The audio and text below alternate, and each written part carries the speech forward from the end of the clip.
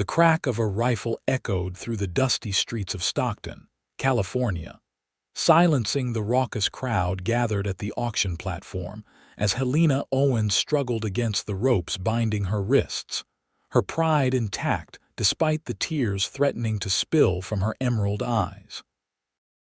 It was 1876, and the West was still wild enough that a woman could find herself on an auction block through treachery and misfortune, her future hanging in the balance as men with gold in their pockets and darkness in their hearts raised their bids with casual flicks of their hands.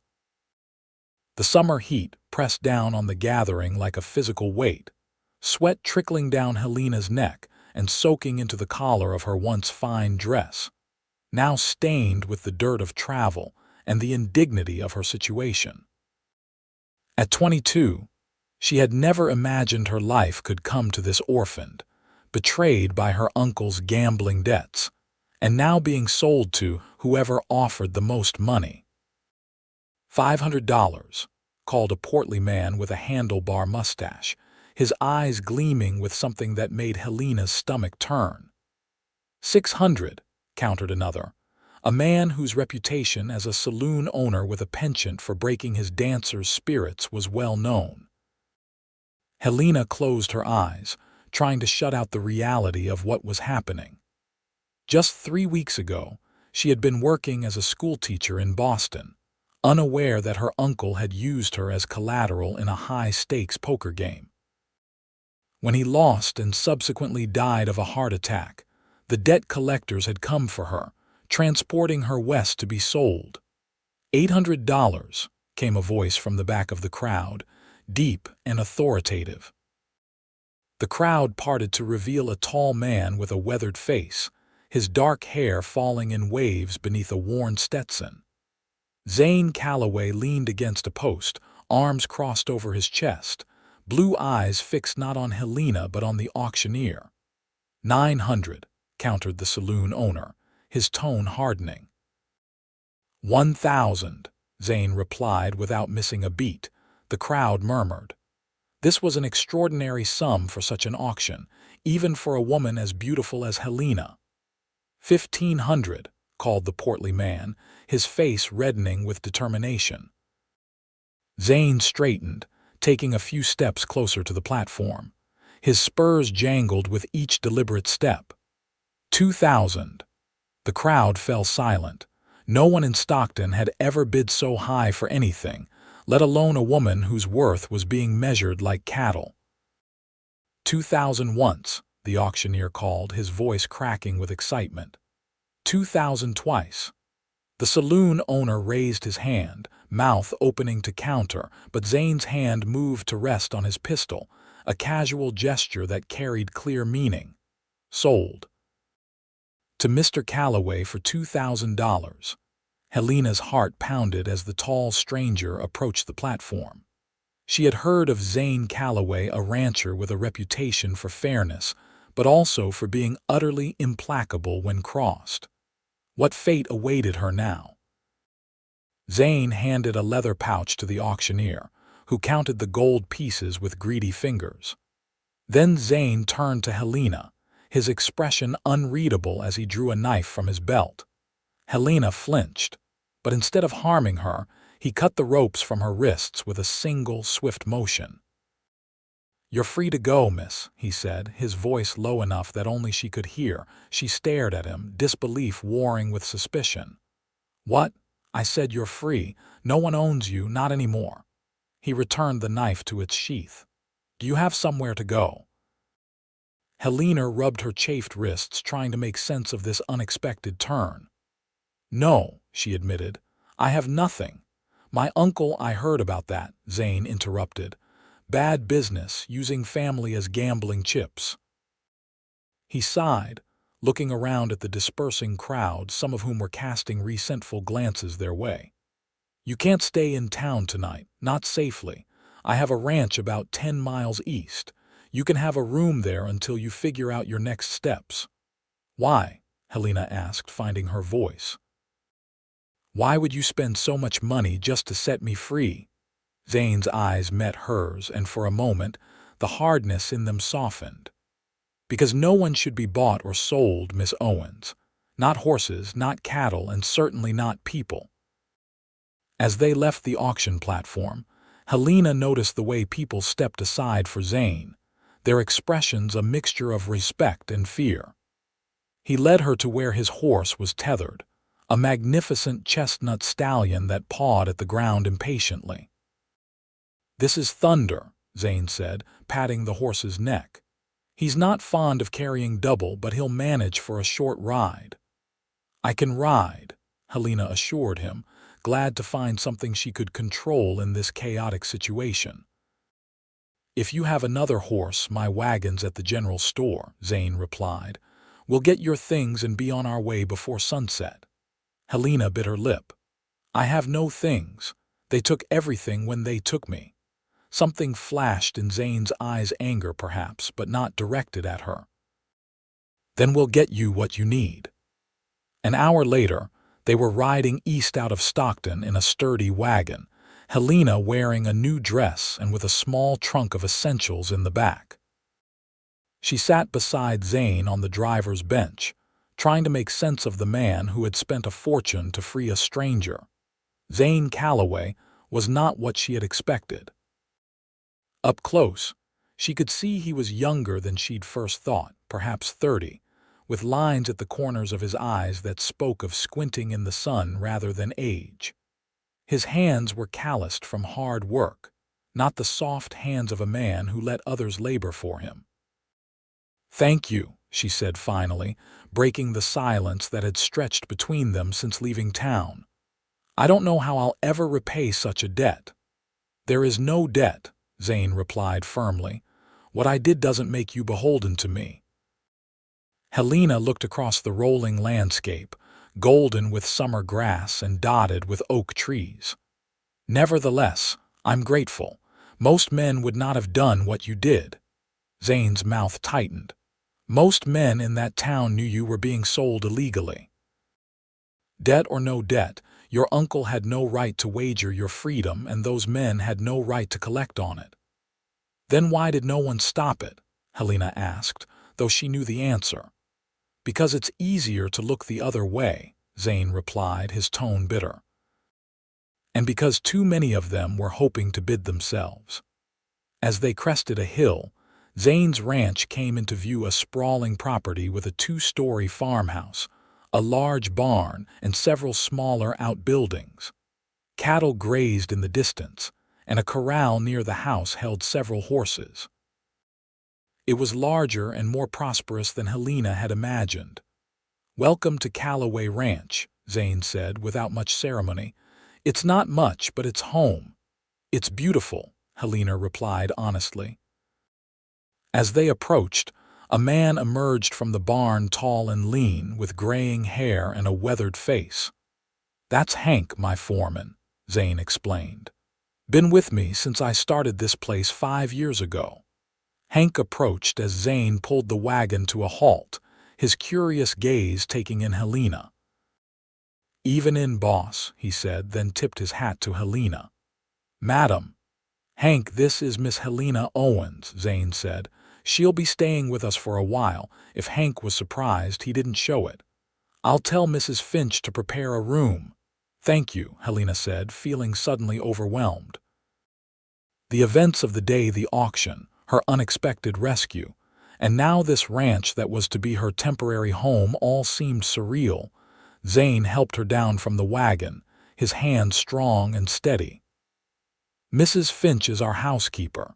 She lives in town but stays here when I have guests, which is rarely." "I don't want to be a burden," Helena began, but Zane waved away her concern. "You're not. Come on, let's get you settled." The interior of the farmhouse was surprisingly comfortable. Simple, sturdy furniture, clean floors, and walls adorned with a few paintings, landscapes of the surrounding countryside. It wasn't luxurious, but it was well kept and welcoming. Mrs. Finch turned out to be a plump, cheerful woman in her 50s who fussed over Helena immediately, tusking at her exhausted appearance and leading her upstairs to a bedroom that overlooked the eastern pasture. You rest now, dear, Mrs. Finch said kindly. I'll bring up some hot water for washing, and then there'll be supper in an hour. Left alone, Helena sat on the edge of the bed, feeling the softness of the quilt beneath her fingers. She was free, truly free for the first time in weeks. The relief of it made her dizzy, and she lay back on the bed, staring at the ceiling as tears finally escaped, running silently down her temples and into her hair. She didn't know what tomorrow would bring, but tonight she was safe, and that was enough for now. Downstairs, Zane sat at his desk, a ledger open before him but his mind elsewhere. The townspeople would be talking, speculating about why he'd spent so much money on the schoolteacher from Boston. Some would guess his motivations correctly, others would assume the worst. He hadn't planned to attend the auction. He'd gone to town for supplies and heard about it from the storekeeper, who'd mentioned it with a distasteful grimace. Something had compelled him to go, to see for himself if such a thing was really happening in Stockton, a town that prided itself on being more civilized than the boom and bust mining settlements. The moment he'd seen Helena Owens standing on that platform, chin high despite her circumstances, he'd known he couldn't walk away. It wasn't just her beauty, though she was beautiful, with her copper hair and green eyes, but the dignity she maintained in the face of such humiliation. Zane rubbed a hand over his face, feeling the day's stubble. $2,000 was a significant sum, money he'd been saving to expand his cattle operation. But he couldn't bring himself to regret spending it, not when it meant Helena was now safe under his roof instead of subjected to God knows what horrors at the hands of men like Beaumont, the saloon owner. A soft knock at the study door interrupted his thoughts. Mrs. Finch entered, carrying a tray with coffee. "Thought you might need this," she said, placing the tray on his desk. "The young lady is resting. Poor thing, looks like she hasn't slept properly in days." "Probably hasn't," Zane agreed. "Thank you for coming on such short notice, Mrs. Finch." "Happy to help, Mr. Calloway. It'll be nice having another woman around the place." She hesitated. "If you don't mind my asking, what are your intentions regarding Miss Owens?" Zane took a sip of coffee before answering. "To give her a safe place to stay until she decides what she wants to do." "Nothing more." Mrs. Finch nodded, seemingly satisfied. "That's good of you. Not many men would spend that kind of money without expecting something in return." "I'm not most men," Zane replied simply. "No, sir, you're not," Mrs. Finch smiled. "Supper will be ready in half an hour." After she left, Zane returned to his ledger, but the numbers refused to hold his attention. Instead, he found himself thinking about Helena's question, why had he done it? The answer he'd given her was true, but perhaps not complete. There was something about her that had called to him, something beyond her immediate predicament. Perhaps it was because he recognized something of himself in her situation, someone whose life had been upended by forces beyond their control. He'd come west after the war, a young man with nightmares and nowhere to call home, determined to build something lasting. It hadn't been easy, but he'd succeeded through hard work and determination. Helena Owens struck him as someone with that same inner strength. She deserved a chance to rebuild her life on her own terms. When Helena came down for supper, she'd washed and changed into one of the simple dresses Zane had purchased in town. Her hair was neatly braided, her face scrubbed clean, but exhaustion still shadowed her eyes. "Miss Owens," Zane said, standing as she entered the dining room, "I hope you were able to rest." "Please call me Helena," she replied, taking the seat Mrs. Finch indicated. "And yes, thank you.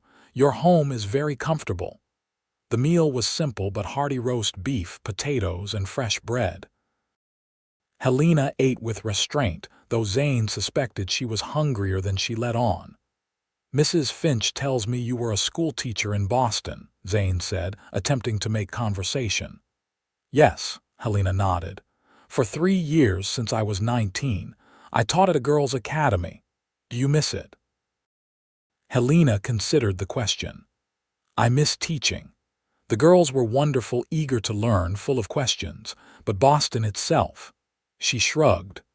After my parents died 2 years ago, there wasn't much to tie me there except my position and my uncle, who I now know was not to be trusted.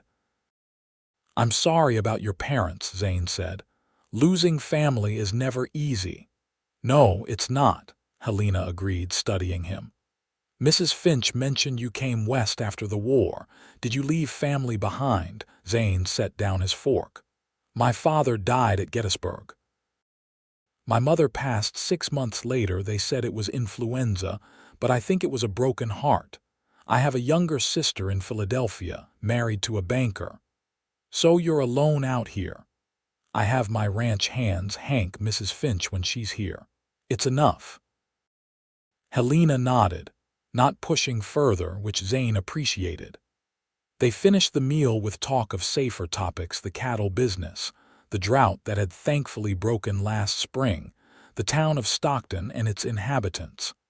After supper, Zane showed Helena to a small library off the main parlor. Bookshelves lined 2 walls, filled with volumes that surprised her with their variety: classics, history, scientific texts, and even poetry. You're welcome to read anything that interests you, Zane said. I know it's not much compared to what you're used to in Boston, but it's wonderful, Helena interrupted, her fingers already tracing the spines of the books. I didn't expect. That is, most ranchers I've met aren't. Literate, Zane supplied with a hint of amusement. Helena blushed. I didn't mean to imply, no offense taken, Zane assured her. My mother was a teacher. She believed education was important, even for a boy who spent most of his time outdoors. She was right, Helena said, selecting a volume of Wordsworth. Thank you for sharing your library. My pleasure. Zane moved toward the door. I have some work to finish in my study. Please make yourself at home. Left alone, Helena settled into a comfortable armchair by the window, opening the book but not immediately reading. Instead, she watched the sunset paint the distant hills in gold and crimson, thinking about the enigma that was Zane Calloway. He was unlike any man she'd ever met, educated but unpretentious, authoritative but not domineering, and possessing a moral compass that had led him to spend a small fortune to free a woman he didn't know. What drove such a man, and why did her heart quicken whenever their eyes met? Helena sighed, returning her attention to the poetry in her hands. She was being foolish. Zane had made it clear he expected nothing from her. She shouldn't mistake kindness for anything deeper. Besides, her life was in shambles. She had no position, no family, no place to call home. Romantic notions were a luxury she couldn't afford. Still, as darkness fell and she finally retired to her room, Helena couldn't help but wonder what it would be like to belong somewhere again, perhaps even here, with the enigmatic rancher who had saved her from a fate worse than death. The days that followed established a tentative routine. Helena rose early, joining Zane for breakfast before he headed out to work the ranch. She spent her mornings helping Mrs. Finch with household tasks, insisting on making herself useful despite the older woman's protests.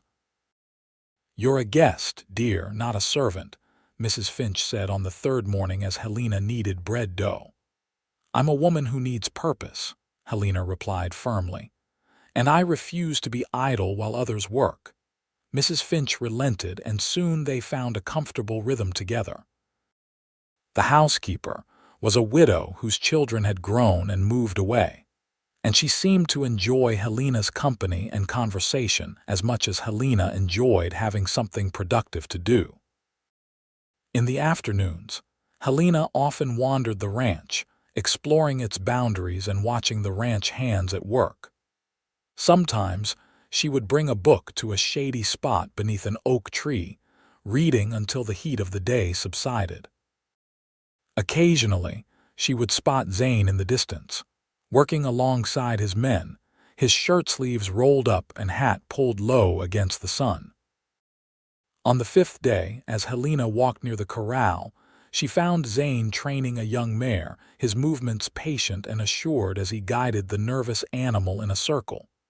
"She's beautiful," Helena called, approaching the fence. Zane looked up, a brief smile crossing his features. "She has potential. Just needs to learn to trust." Helena leaned on the fence, watching as Zane continued working with the horse. "Does she have a name?" "Not yet. I thought I'd leave that to whoever buys her." "You're selling her," Zane nodded.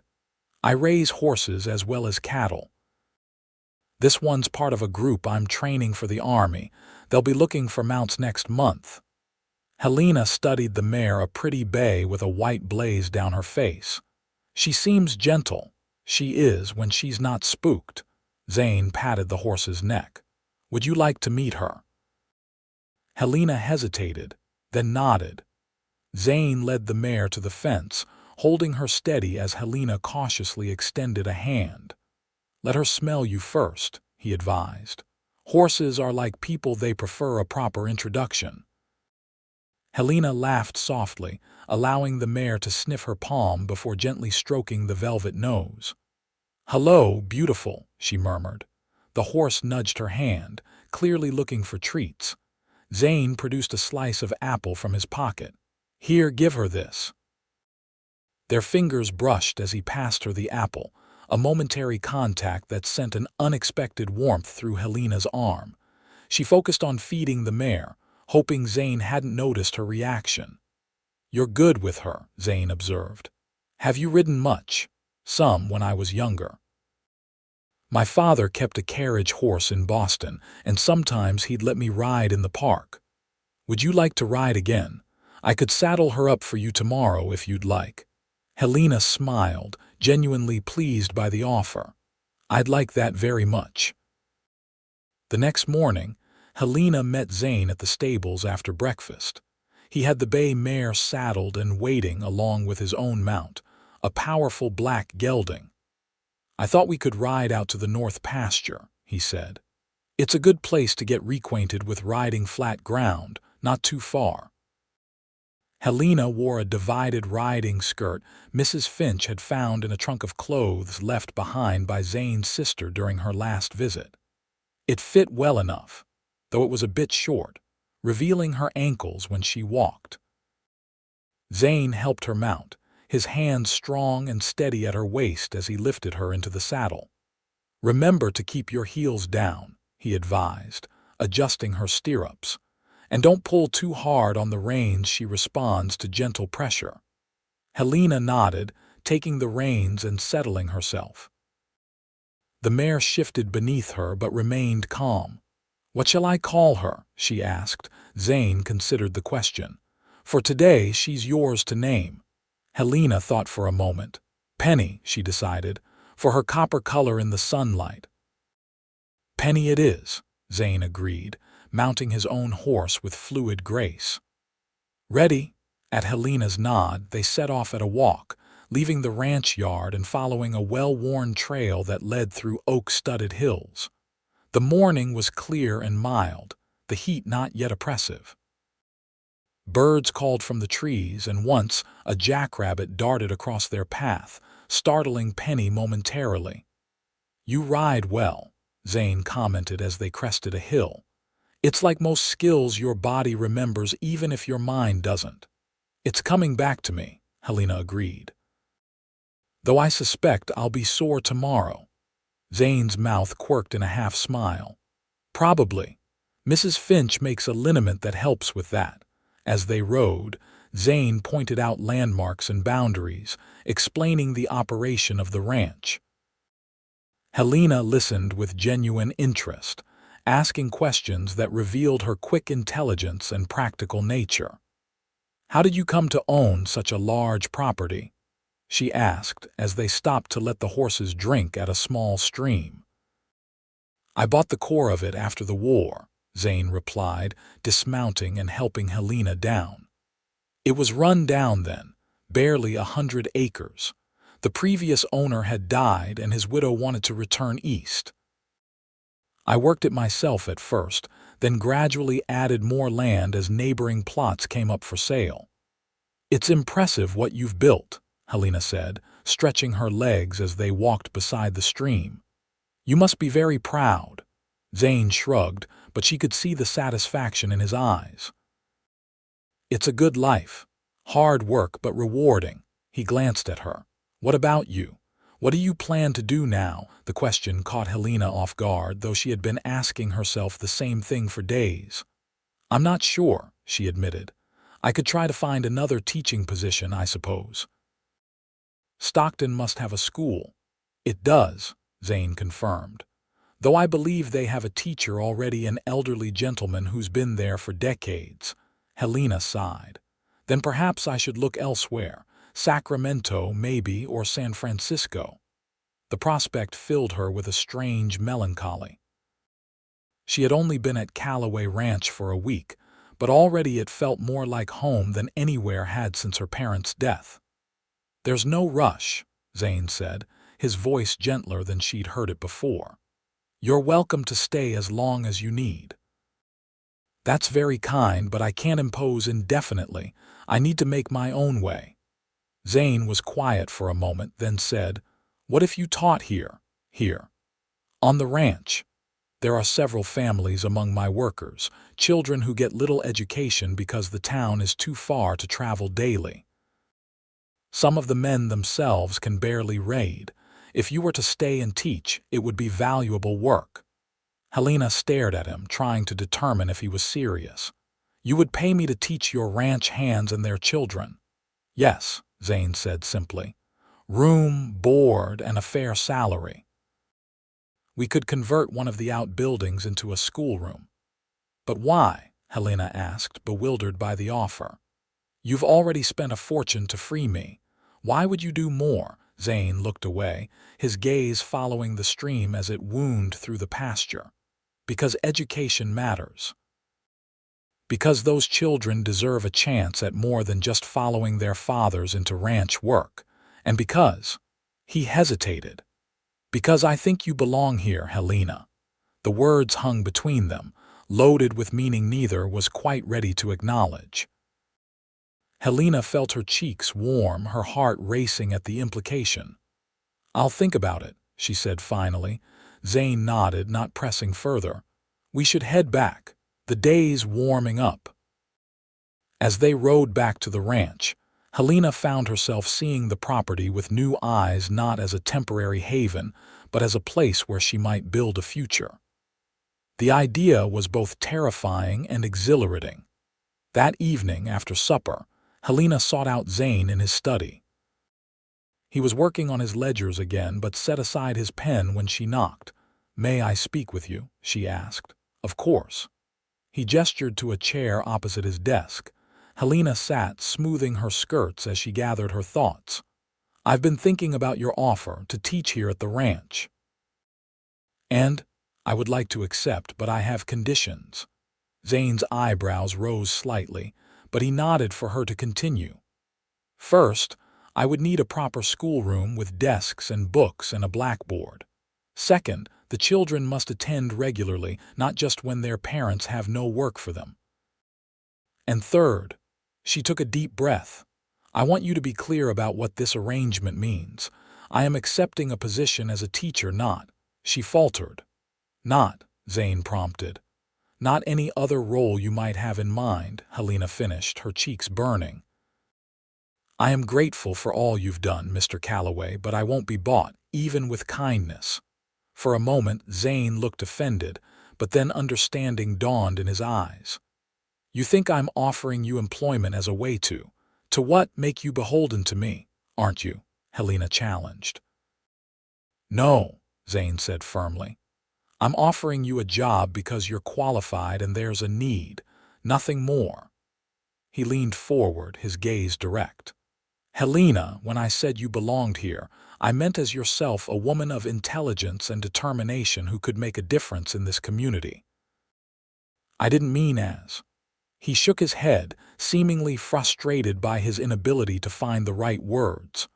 I apologize if I misunderstood, Helena said, somewhat mollified by his evident sincerity. No, I should have been clearer, Zane sighed. The truth is, I admire you, Helena. Your courage, your dignity in the face of adversity. I enjoy your company and your conversation, but I would never presume or expect anything beyond a professional relationship unless it was something you wanted too. The admission hung between them, honest and vulnerable. Helena felt something shift inside her, a wall beginning to crumble. Thank you for your candor, she said softly. And yes, I accept the position with the conditions I mentioned. Agreed, Zane said. We can begin work on the schoolroom tomorrow. There's an old storage building near the main house that would serve well. As for books, he gestured to his library. We can start with these and order more from Sacramento. Helena smiled, feeling a weight lift from her shoulders. For the first time since her uncle's betrayal, she had a clear path forward. Then it's settled. I'll be the Calloway Ranch schoolteacher. Welcome aboard, Miss Owens, Zane said, his blue eyes warming with something that made Helena's heart skip. Over the next 2 weeks, the ranch's rhythm shifted to accommodate the creation of a schoolroom. Zane's men, under Hank's supervision, emptied and cleaned the old storage building, added windows for light, and constructed simple but sturdy desks. Helena worked alongside them when she could, planning her curriculum and taking inventory of what books were available. Word spread quickly among the ranch families, and soon, Helena was visited by curious mothers and excited children. She set a start date for classes, arranged the children by age and ability, and began to feel like herself again, a teacher with purpose and direction. Throughout this time, her relationship with Zane evolved gradually. Their conversations grew longer, more personal. They often sat on the porch after supper, watching the sunset and sharing stories of their lives before Stockton. Helena learned that Zane had been a cavalry officer during the war, that he'd come west to escape memories of battle, and that his dream had always been to build something lasting in this wild country. In turn, she told him about her childhood in Boston, her parents' encouragement of her education, and her dreams of someday founding her own academy for girls. You still could, Zane said one evening as they sat in companionable silence.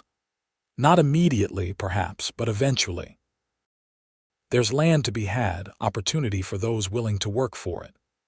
Are you suggesting I start my own school in Stockton? Helena asked, amused by the idea. Why not? The town is growing. In a few years, they'll need more than one elderly schoolmaster. Perhaps, Helena mused. But first, I should make sure I'm successful with this small group. You will be, Zane said with confidence. I've seen how the children respond to you already. You have a gift for teaching.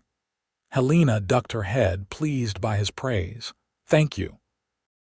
In the soft evening light, with crickets chirping in the grass and the distant lowing of cattle as a backdrop, she felt a contentment she hadn't experienced in years. Zane's presence beside her was solid and reassuring, his quiet strength a counterpoint to her own growing confidence. She was falling in love with him, Helena realized with a start. Not just with his kindness or his generosity, but with the man himself, his integrity, his intelligence, his vision for what his land could become. The realization was both wonderful and terrifying. The day before classes were to begin, Helena was in the schoolroom, arranging books and supplies, when the sound of horses approaching drew her attention. Looking out the window, she saw a group of riders entering the ranch yard. 4 men, all dressed in dusty trail clothes, their manner suggesting they weren't there on friendly business. Helena stepped outside, watching as Zane emerged from the barn to meet the visitors. Even from a distance, she could see the tension in his stance, the way his hand rested near his holstered pistol. Concerned, she moved closer, staying near the schoolhouse but within earshot of the confrontation. "Calloway," called the leader of the group, a heavy-set man with a florid face. "We need to talk." "Beaumont," Zane acknowledged coolly. "What brings you to my property?" With a shock, Helena recognized the saloon owner who had bid against Zane at the auction. Her heart began to race, and she instinctively stepped back into the shadow of the building. "That woman you bought in town," Beaumont said. "The schoolteacher, where is she?" "That's none of your business," Zane replied, his voice level but with an edge of steel. "It is my business," Beaumont insisted. "I had a prior claim on her. Her uncle owed me money. She was meant to work it off at my establishment." "Any debt her uncle had died with him," Zane said. "And Miss Owens is under my protection now." Beaumont's laugh was ugly. "Protection, is it? Is that what they're calling it these days? Word in town is you're keeping her as your personal." "I'd advise you to choose your next words carefully," Zane interrupted, his hand now resting openly on his pistol. Helena's breath caught in her throat. This was about to turn violent, and it was because of her. "What's going on here?" came Hank's voice as he and two other ranch hands approached from the fields, rifles in hand. Beaumont's eyes narrowed as he assessed the changing odds. "This isn't over, Calloway. That woman was meant to be mine. I don't take kindly to being outbid by some self-righteous rancher." "Miss Owens is a free woman," Zane stated. "She belongs to no one. Now I suggest you and your men leave my property immediately." For a tense moment, it seemed Beaumont might challenge him, but then he spat on the ground and wheeled his horse around. "You'd better watch your back, Calloway. And tell that woman to watch hers too." As they rode away, Helena stepped out from the shadow of the schoolhouse. Zane turned, his expression shifting from anger to concern when he saw her. "You heard all that?" he asked, approaching her. Helena nodded, wrapping her arms around herself despite the warm day. "He seems to think he had some claim on me." "He doesn't," Zane assured her. "But men like Beaumont are dangerous when they feel cheated. We'll need to be careful for a while." "I'm sorry," Helena said, feeling sick that she had brought this trouble to Zane's doorstep. "Perhaps I should leave, go somewhere he won't look for me." "No," Zane said firmly, his hands coming to rest on her shoulders. "Running won't solve this. Beaumont's the type to hold a grudge he'd just follow. Besides, you have students waiting for you tomorrow." His expression softened. "This is your home now, Helena. I won't let anyone drive you from it." The conviction in his voice warmed her, even as worry gnawed at her mind. "But what if he comes back with more men?" "Then we'll be ready," Zane replied. He turned to Hank. "Double the night watch for the next few weeks. No one rides alone, and make sure everyone is armed." "Yes, boss," Hank nodded, already moving to carry out the orders. Zane turned back to Helena. "Don't let him spoil your excitement about tomorrow. The children are counting on their new teacher." Helena managed a smile, touched by his determination to protect not just her safety but her peace of mind. "You're right. I won't give him that power." That night, though, sleep eluded her. She lay awake, listening to every creak and whisper of the old house, her mind replaying Beaumont's threats. Eventually, she rose and went to the window, gazing out at the moonlit yard where a ranch hand patrolled, rifle cradled in his arms. This was her home now, as Zane had said.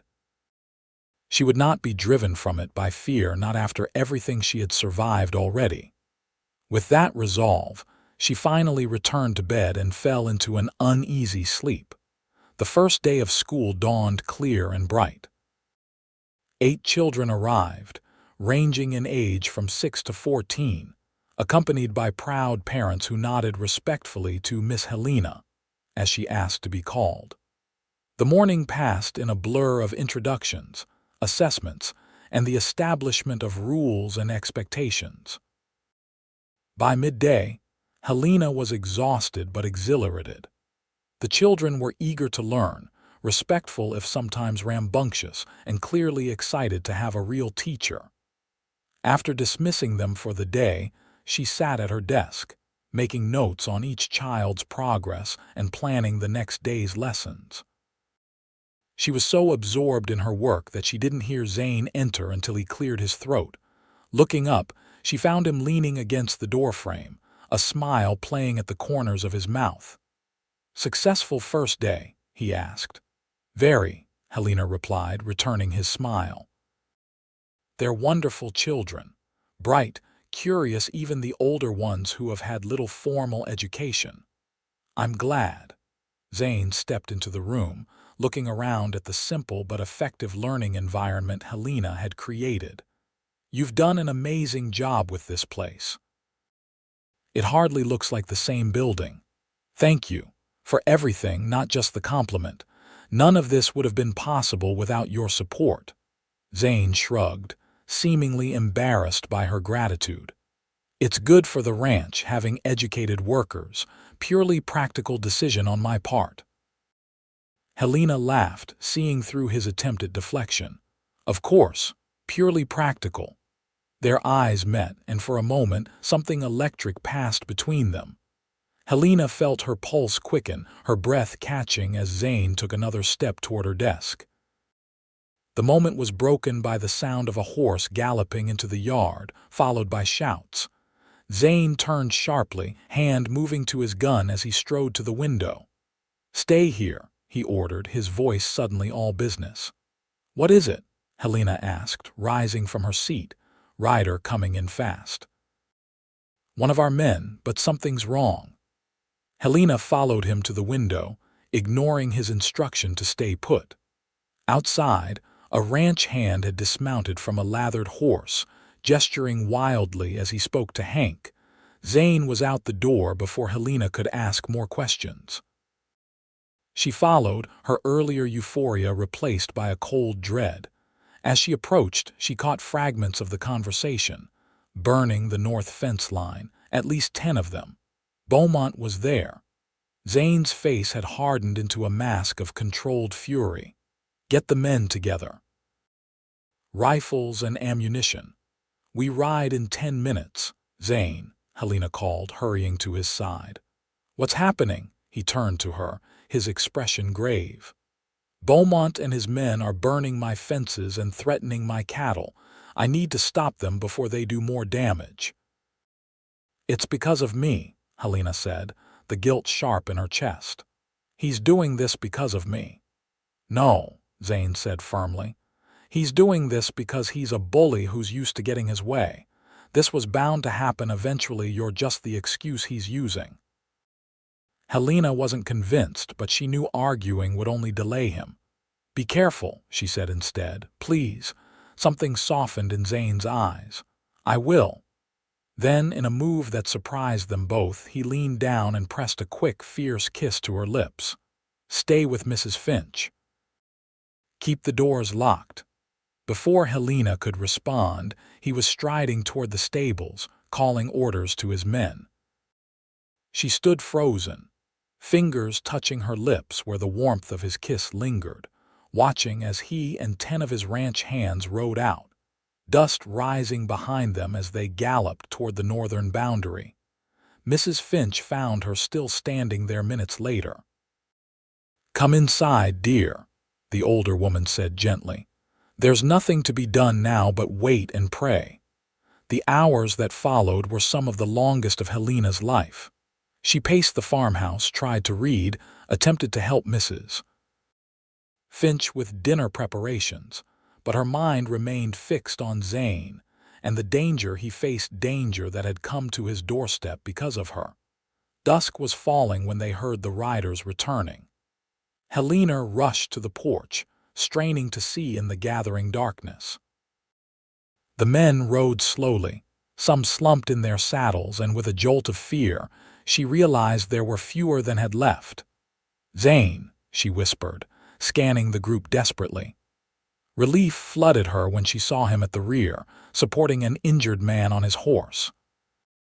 His shirt was torn and darkened with what might have been blood, but he was alive and moving under his own power. As they entered the yard, Helena ran down the steps, propriety forgotten in her concern.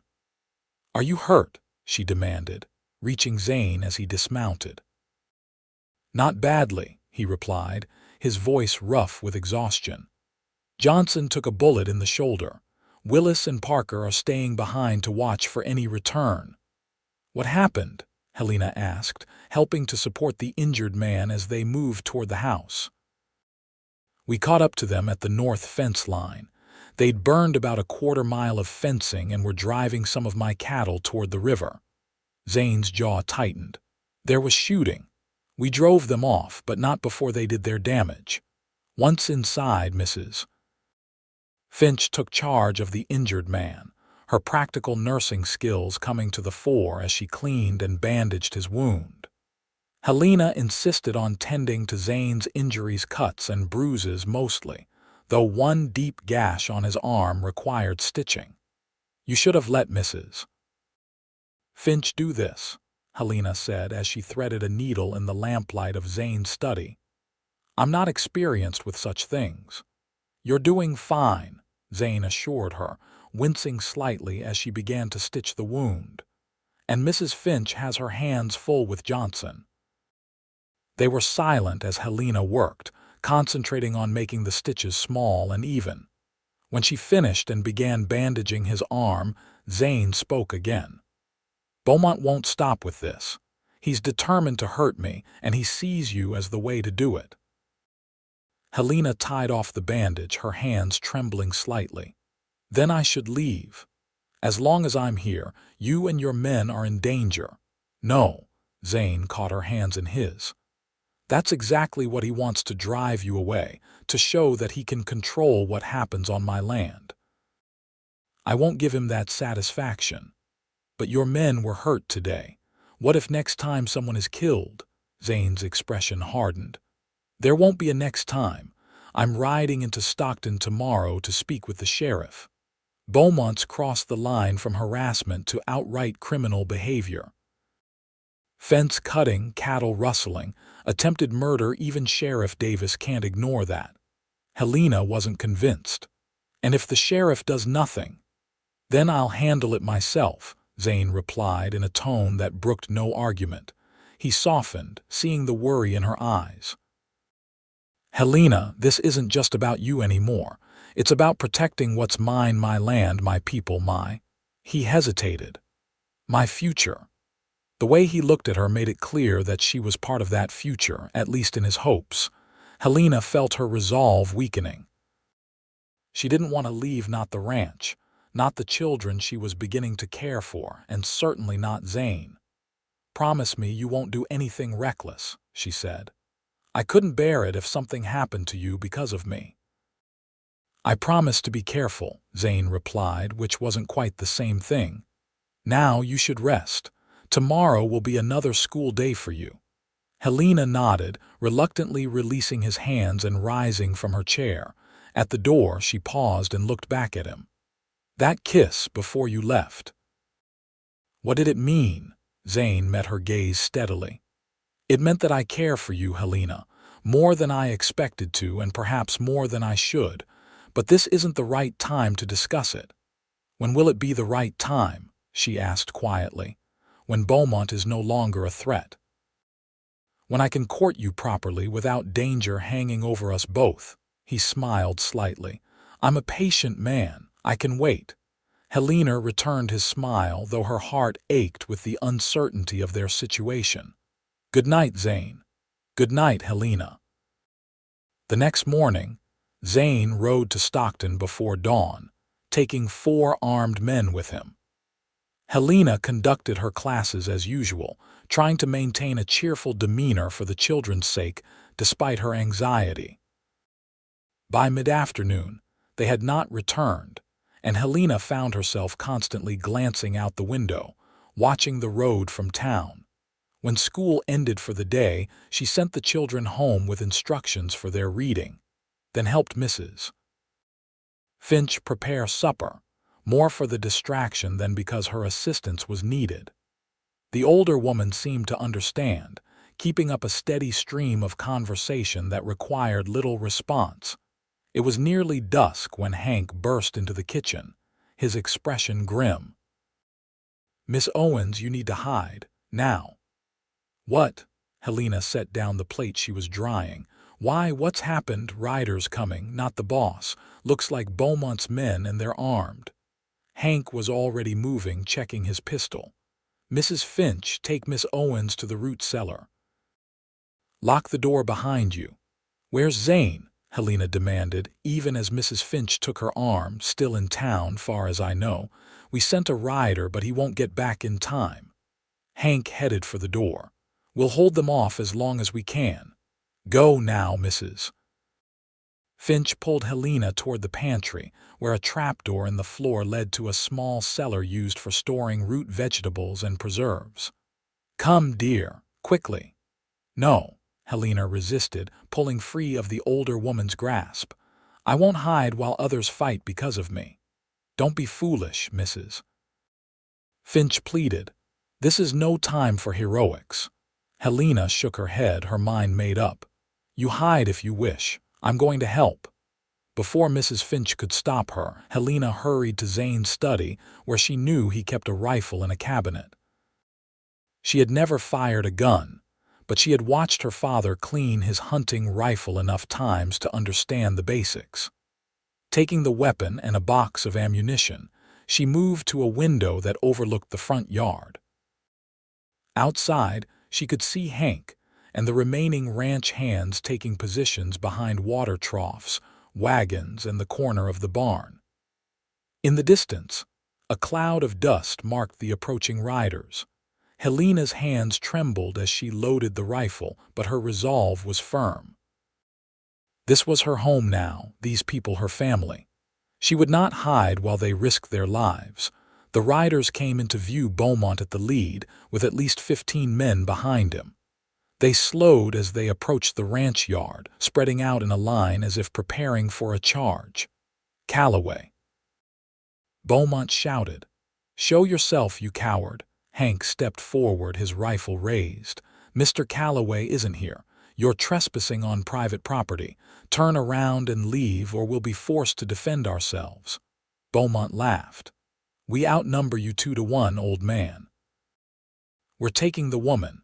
Hand her over, and maybe we'll leave the rest of you breathing." "There's no woman here worth dying for, Beaumont," Hank replied steadily. "Go back to your saloon before this gets ugly." Helena watched, heart pounding, as Beaumont conferred with his men. They seemed to be debating something, occasionally pointing toward the house and the distant hills. Finally, Beaumont turned back to Hank. "You're lying. We know she's here. We'll burn this place to the ground if we have to." As if to emphasize his point, one of his men raised a flaming torch. The tension in the yard was palpable, both sides poised on the edge of violence. Helena made her decision. Opening the window, she called out, "I'm here, Mr. Beaumont." All eyes turned toward her. Hank's face registered shock, then anger at her defiance of his orders. "Miss Owens," Beaumont greeted her with a mock tip of his hat. "I've come to collect what's rightfully mine." "Nothing about me is yours," Helena replied, the rifle steady in her hands though her heart raced. "I am a free woman, not property to be claimed." "Your uncle owed me $800, Beaumont said. "You'll work it off one way or another." "My uncle's debts died with him," Helena stated, echoing Zane's words from the day before. "I owe you nothing." Beaumont's face darkened. "You high and mighty Eastern ladies think you're too good for the likes of us.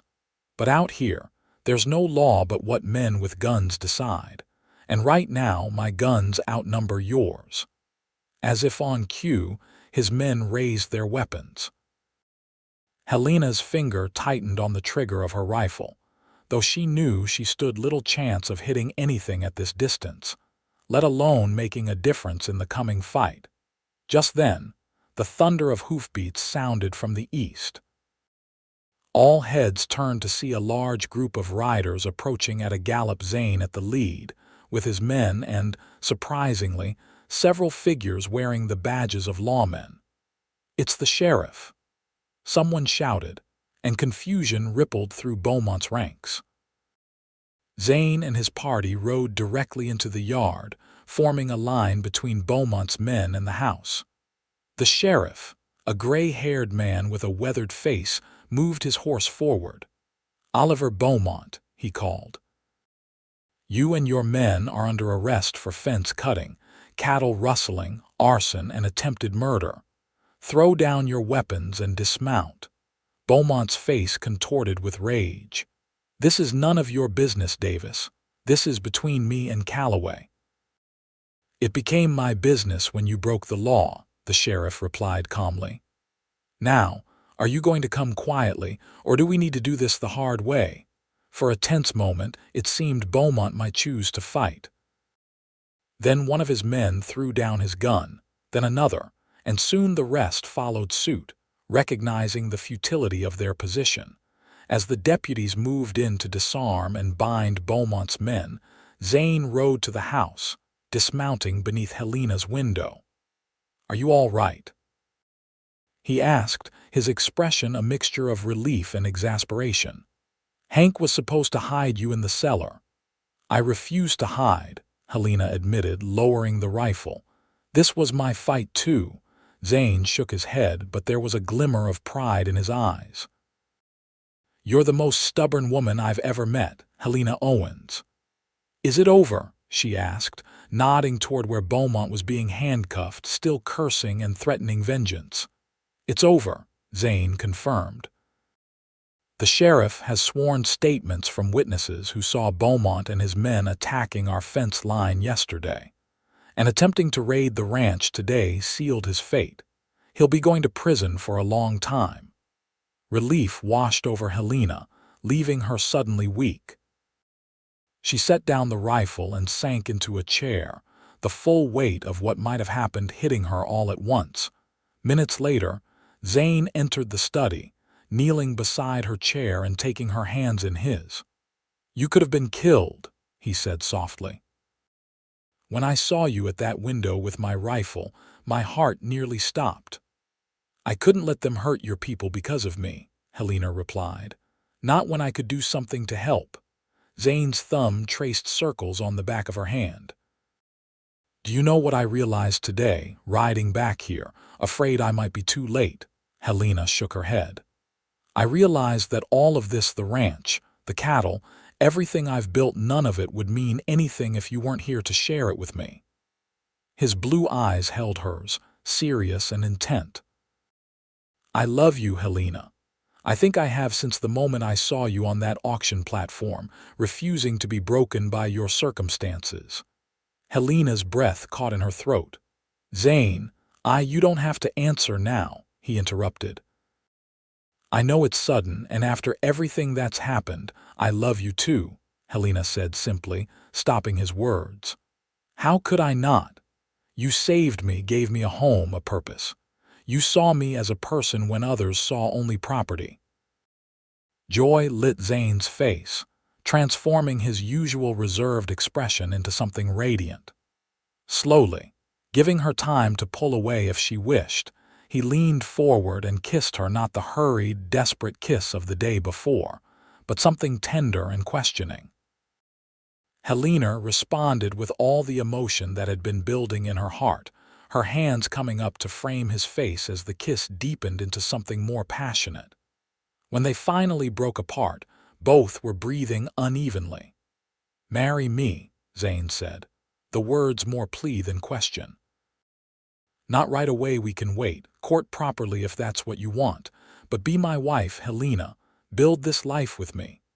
Helena smiled, happiness bubbling up inside her like a spring. "Yes," she answered without hesitation. "Yes, I'll marry you, Zane Calloway." The aftermath of Beaumont's arrest brought changes to both the ranch and the town of Stockton.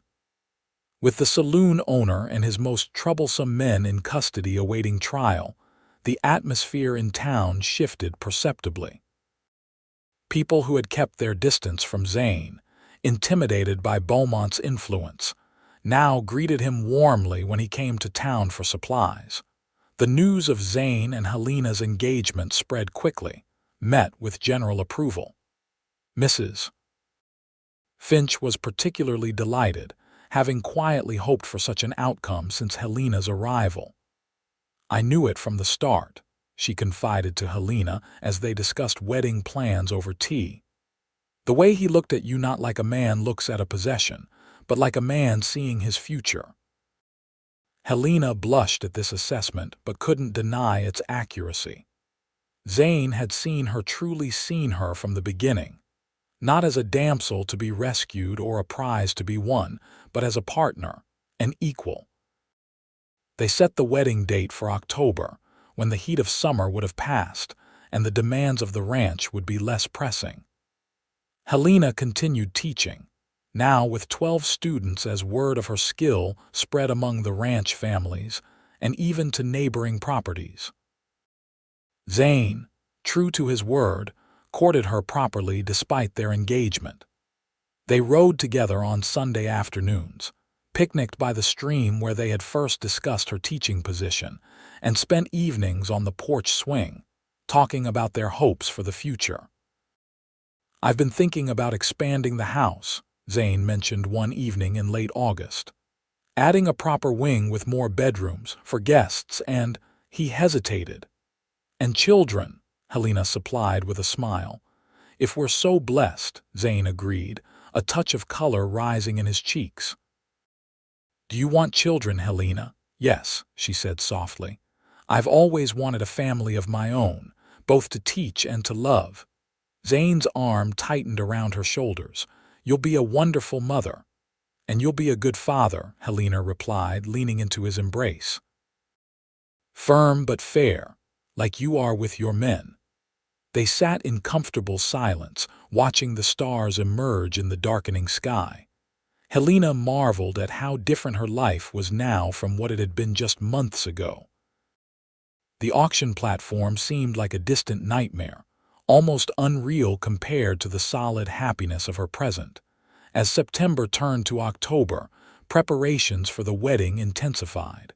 Helena ordered a dress from Sacramento, simple but elegant, ivory satin with lace trim. Mrs. Finch and the wives of the ranch hands decorated the main house with autumn flowers and ribbons, and Hank oversaw the construction of tables and benches for the feast that would follow the ceremony. The day before the wedding, a surprising visitor arrived at the ranch, Sheriff Davis, bringing news that Beaumont had been sentenced to 10 years in the state prison for his crimes. "Thought you'd want to know before your big day," the sheriff said, accepting a cup of coffee from Mrs. Finch. "He won't be troubling you anymore." "Thank you for coming to tell us," Zane said, relief evident in his voice. "It's good to know that chapter is truly closed."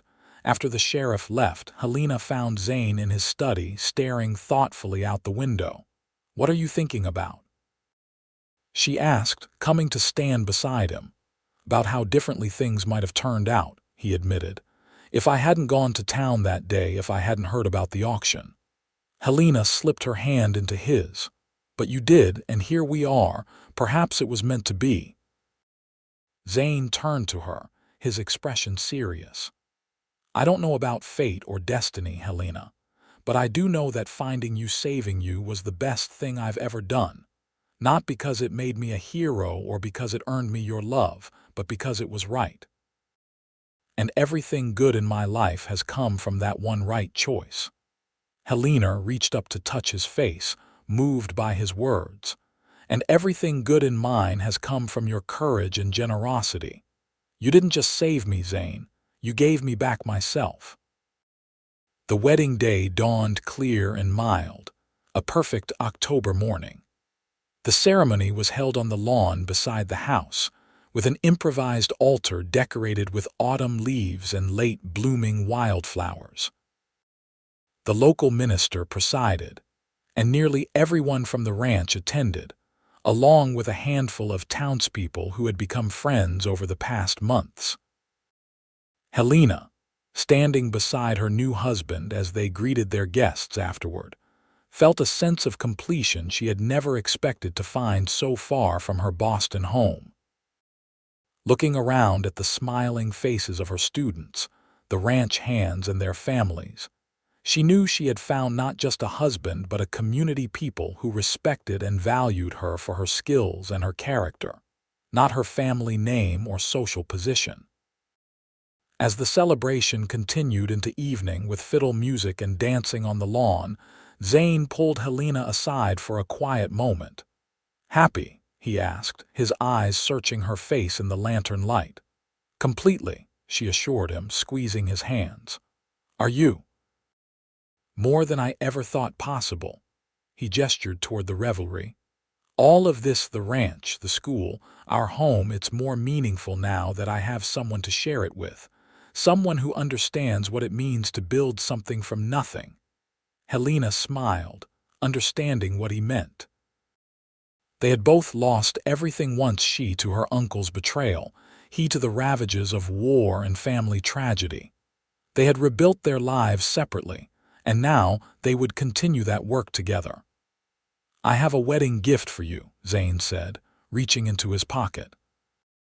"It's not much, but you've given me everything already," Helena protested. "A home, a purpose, your heart."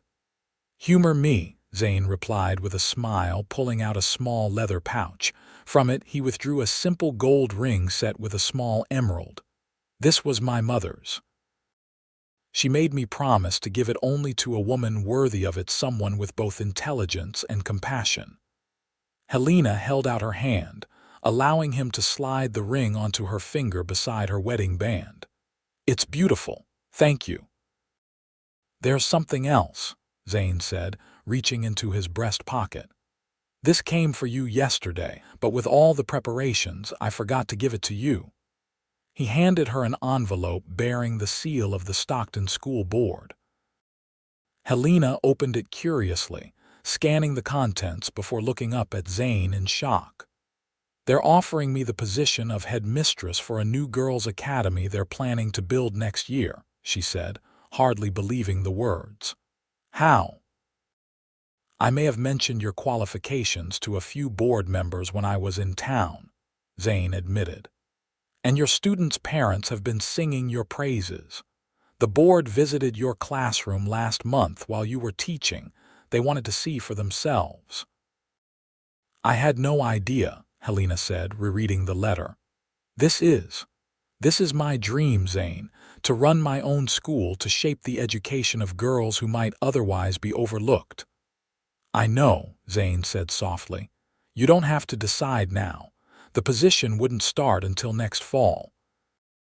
But I wanted you to know that your dreams matter to me as much as my own."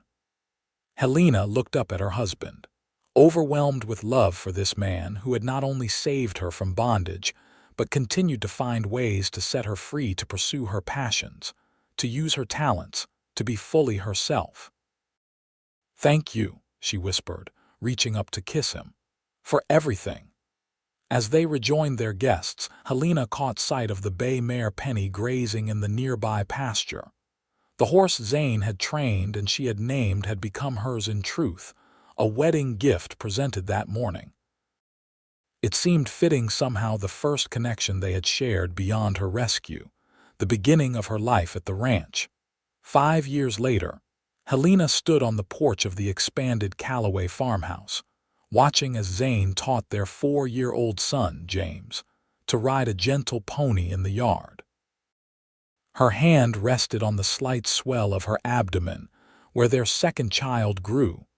The years had brought changes and growth. The Stockton Girls' Academy was now in its 4th year of operation, with Helena serving as headmistress 3 days a week while continuing to teach at the ranch school the other 2. The academy had flourished under her leadership, attracting students from as far away as Sacramento.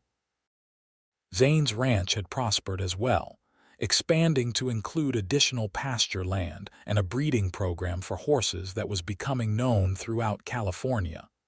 The ranch now employed over 30 men, many with families who lived in neat cabins built specifically for them. "Mama, look!" James called excitedly as he guided his pony in a small circle, Zane walking beside him with a hand ready to catch him if he slipped. "I see you, darling," Helena called back, smiling at her son's pride. "You're riding beautifully." Zane looked up, meeting her eyes across the yard, his expression warm with love and pride. In that moment, Helena felt the fullness of her happiness, a far cry from the desperate young woman who had stood on an auction block 5 years ago. She often thought of that day, not with pain but with a sense of wonder at how life could change so dramatically. She had been sold to the highest bidder, yes, but that bid had purchased not her servitude but her freedom. Zane had paid in gold, but the true price had been his willingness to see her worth when others saw only a commodity. As the lesson ended and Zane lifted their son from the pony's back, setting him down to run toward Helena with excited tales of his adventure, she silently thanked whatever providence had brought them together. From bondage to belonging, from despair to joy, her journey had led her home. Zane joined her on the porch, wrapping an arm around her waist and pressing a kiss to her temple. "What are you thinking about so seriously, Mrs. Calloway?" Helena leaned into his embrace, watching as James chased a butterfly across the lawn. "About how far we've come. About how one act of courage and kindness changed everything." Zane's hand moved to cover hers where it rested on her growing child. "For both of us," he agreed softly. "You saved me as surely as I saved you, Helena. I was just existing before working, building, but not really living. And now?" she asked, turning to look up at him. "Now we're living the life we were meant to have," Zane replied, his eyes reflecting the same contentment she felt in her heart. "Together." As the sun began to set over the distant hills, painting the sky in shades of gold and crimson, Helena knew with absolute certainty that he was right. This was where she belonged, not as property purchased at an auction, but as a woman who had found her true worth and her true home in the arms of a man who had recognized her value from the start. The highest bid had not been the $2,000 Zane had paid that day in Stockton. It had been the offer of freedom, of respect, of a chance to rebuild her life on her own terms. And in accepting that offer, Helena had found not just liberty, but love, the kind of love that continues to set you free day after day, year after year. As James ran back to them, demanding that his father tell him a story, and as Zane lifted the boy into his arms with a laugh, Helena offered a silent prayer of gratitude for the journey that had brought them all together. From auction block to altar, from captivity to family, the path had been unexpected but perfect in its way. And as they went inside together, into the warmth of their home and the promise of their future, Helena knew that some prices are beyond counting, and some blessings beyond measure. Zane had outbid them all, not just with gold but with honor and compassion. And in doing so, he had won not a possession but a partner, not an obligation but a love that would last all their days.